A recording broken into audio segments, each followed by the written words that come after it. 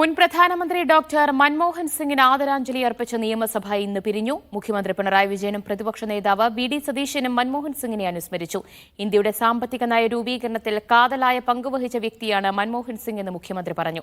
രാജ്യത്തെ എല്ലാവരെയും വിസ്മയിപ്പിച്ച പ്രധാനമന്ത്രിയായിരുന്നു മൻമോഹൻ സിംഗ് എന്ന് വി.ഡി. സതീശനും അഭിപ്രായപ്പെട്ടു. ഇന്ത്യയുടെ സാമ്പത്തിക നയ രൂപീകരണത്തിൽ കാതലായ പങ്കുവഹിക്കുന്ന എല്ലാ പദവികളും വഹിച്ച മറ്റൊരു വ്യക്തി ഇല്ലെന്ന് തന്നെ പറയും.